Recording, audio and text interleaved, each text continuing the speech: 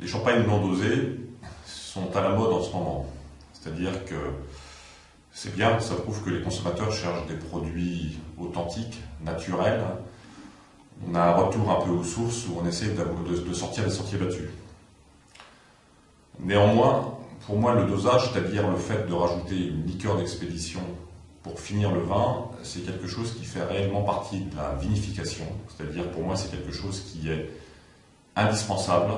C'est-à-dire que pour chaque cuvée, nous devons raisonner le dosage pour arrondir un peu les angles et pour finir la vinification. Pour moi, le dosage fait entièrement partie de la vinification.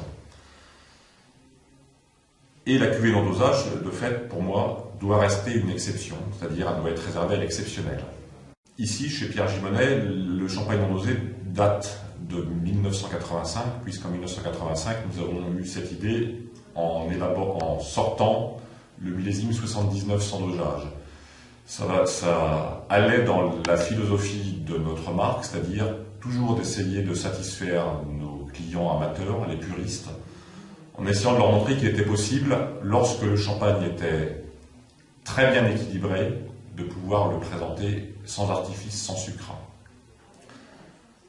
Alors aujourd'hui, toujours dans cette même conception, nous n'élaborons pas un champagne spécifiquement pour faire cette cuvée non dosée, mais tous les ans, nous goûtons en cave tous les millésimes de la cave et nous cherchons celui qui est le plus naturellement équilibré.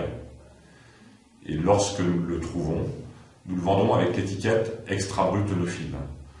Aujourd'hui, la cuvée Extra Brut Œnophile est donc un millésime 2005. Nous avons choisi le millésime 2005 parce que 2005 est un millésime très riche, très épicé, et qui a plutôt du corps pour nos chardonnays. Et le fait d'être présenté en non dosé, ça l'affine, j'allais dire ça lui rend de la fraîcheur, et en fin de bouche, nous avons une minéralité qui est très très présente, très crayeuse, qui est l'expression de nos terroirs.